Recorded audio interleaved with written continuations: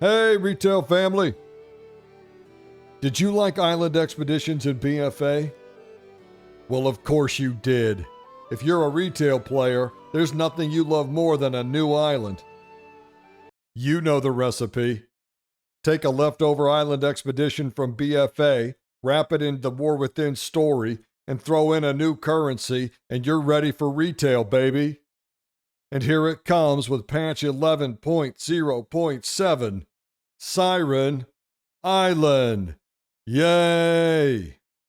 If you want my thoughts on Timeless Isle number 45, you can check them out here, but let's focus on what's coming with the rest of the patch.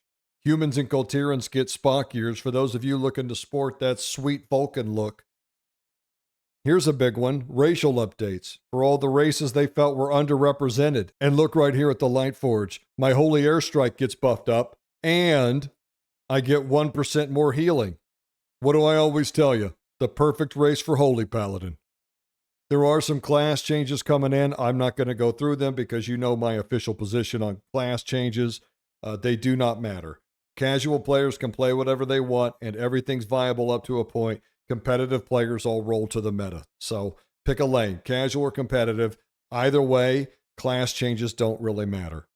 I've seen all the Mythic Plussies get really razzed about this one. They reduced the number of crests you need to buy the Gilded Crest from 90 to 60. So that's a pretty nice reduction. Now, I don't really want to get into react content, but sometimes you just watch something and it causes a reaction. This video by Bellular, where he goes into the numbers with the War Within, is just unbelievable. The numbers are actually pretty shocking. Now, right away, let's just state that I'm not sure how accurate these numbers are, but let me tell you, if they're even in the neighborhood, I mean, give me plus or minus 10, 15%, and a lot of the points I'm about to make would still stand.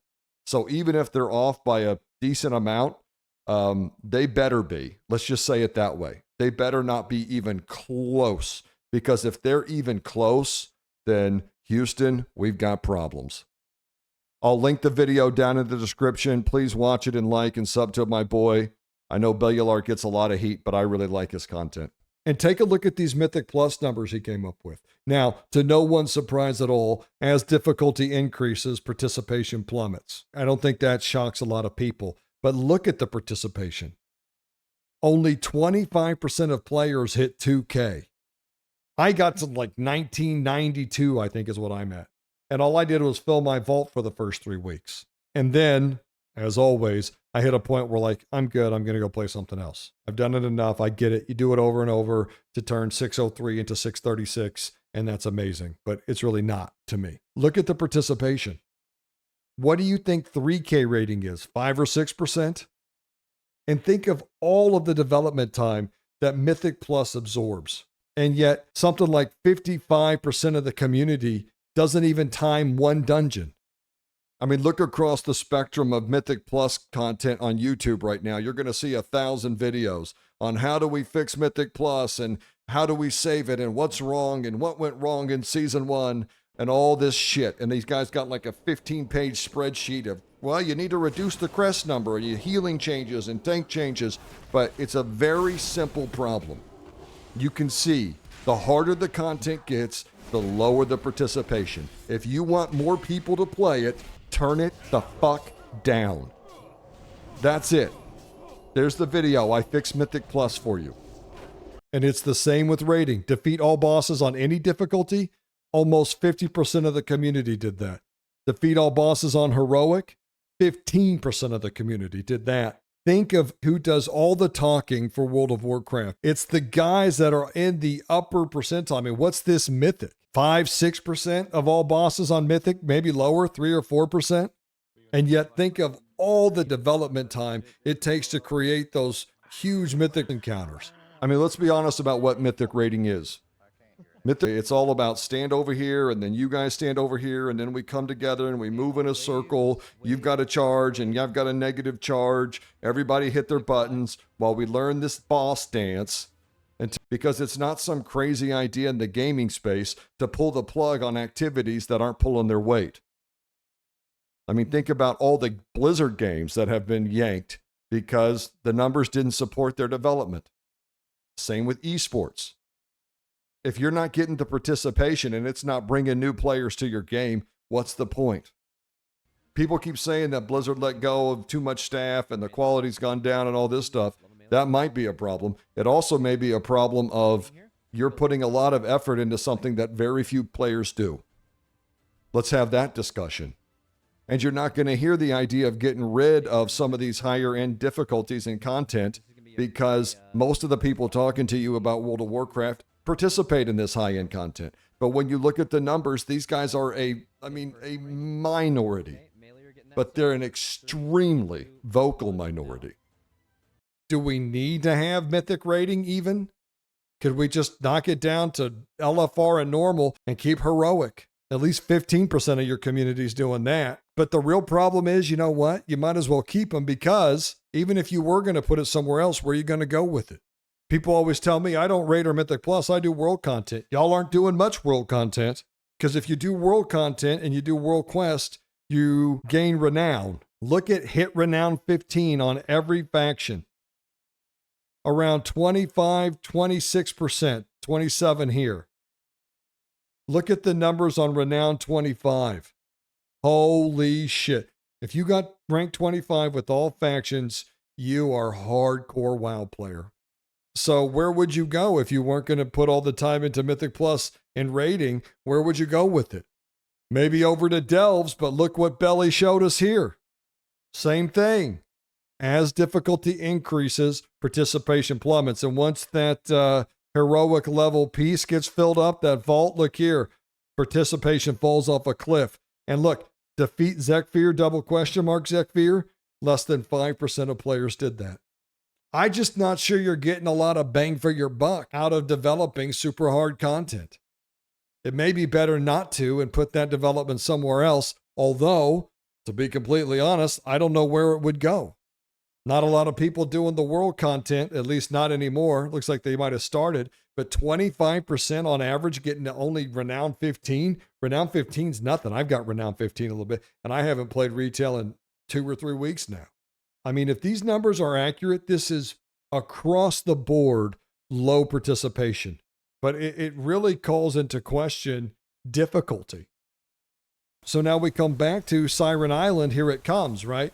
And everybody's like, this is very exciting. And everyone always tells me that it's cyclical. It's no big deal. People played retail for a little bit, and then now they play classic or they go play other games. And then when a patch comes, they come back to retail. But that's not what I see right here when we look at the 20th anniversary. I mean, think of all the shit that was included in the 20th anniversary. You had a raid, a giant scenario, world bosses, Tier 2 remasters, time walking events, Mount Mania, storytelling. I mean, there was so much shit packed into that patch, and look at the participation. Only 10% of players completed all the Blackrock Depths bosses. Only 30% of players defeat a Teneris world boss. That's literally clicking on the group finder icon and hopping in a group and standing around and everybody hitting their buttons. That's all that is. 70% of the war within accounts that this website can measure didn't even do that.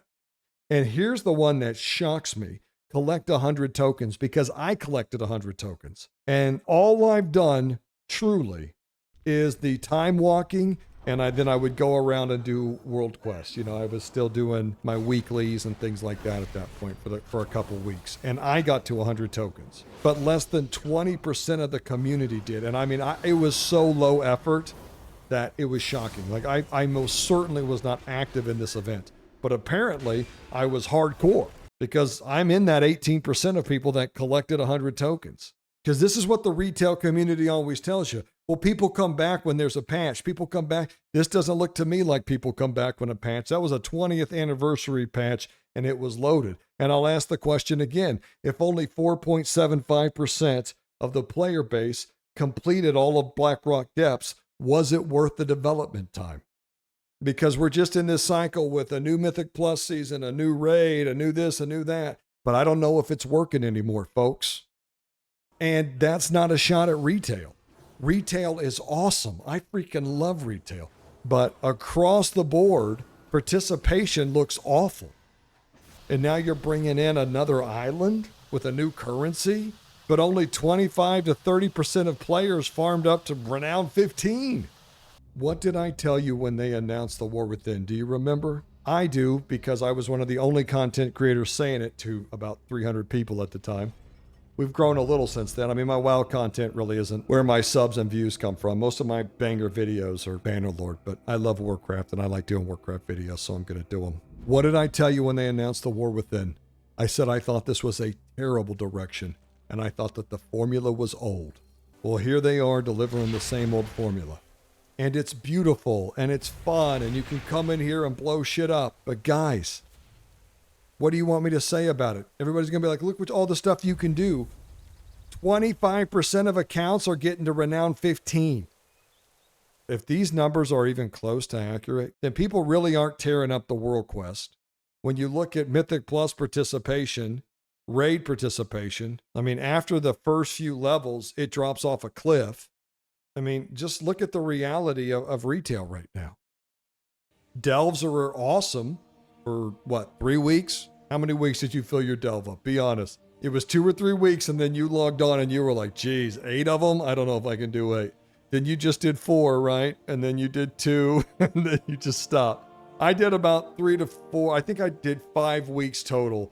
I Mythic Plus for 3 weeks, and then I lasted about another 2 weeks, and I just feel like I've done all this before.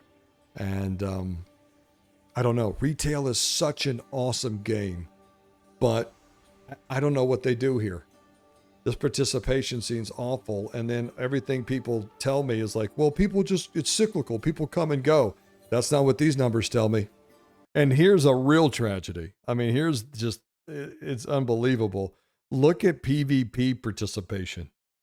In the last 72 hours, Solo Shuffle, by far the most popular PvP mode, 10,169 lobbies. And when you factor in, remember, we've got Twitchies that play this all night, every night, and all their alts, and then you've got, the bots and boosters too. Whoever typed that comment in my video that said PvP is 10,000 players and there are 100,000 alts, my God, man, that was a spot-on description of WoW PvP. And remember, this is Season 1, which is typically and pretty much always has been the most popular season. And it is, oh my God. And then Battleground Blitz. And what I tell you when they announced Battleground Blitz, I said, this is not what you need. You don't need another competitive mode. This is a mistake, and it's a waste of development time. This is not going to save PvP. And oh yeah, I was right about that too. I said, don't make the War Within expansion. Don't make a trilogy, because your problem is you're not bringing in new players. And I said, don't make Battleground Blitz. It won't save PvP. Turns out, again, I was right. Now, I was kind of wrong on the War Within because I didn't account for the fact that you could sell a dinosaur auction house mount, and that is a huge success. And you got to think, we're going to sell some race changes coming up. We got player housing, and we can, certainly there'll be stuff in game, but we can also put some stuff on the shop. And so that's what you're going to do in retail now. You're just going to make this game for the people that are never going to stop playing it, and then you go whaling. And that's what you do. And that's just where we're at. And I got to tell you, this PvP numbers are just unbelievable. What's 3v3? 6,000 games and 7. Oh my God. Oh my God. In Season 1? Oh, what 2v2's up there? Oh no. Oh my God. Okay, it's official. WoW PvP. I'll put it in. I know we've said it 1,000 times. I know you're tired of hearing it. It's official, folks. This is dead. Let's just do it now. Let's just have a ceremony and bury WoW PvP. That's how we're going to close this out. Oh my God. Oh no. Let's get serious though. Put your serious face on. Don't be laughing. It's sad. Because it is sad to me. Because I'll tell you something that I still believe. WoW PvP is awesome. Now, I'm not a fan of cooldown trading mode that they turned it into. But old school WoW PvP, and before it got just stupid, it's actually pretty awesome. And I still think it's one of the best forms of fantasy PvP out there. And I'll die on that hill. But Obviously, I'm in the minority, and even I, who used to love it and made content for it, I just had to let it go. All right, we can do this now. We can officially bury WoW PvP. That's how we'll close this out. Let's bring it in nice and sad here. Let's get serious. I've written some words I'd like to read. R.I.P. PvP. Once you were the best. R.I.P. PvP. The Twitchies are all that's left. Oklahoma out.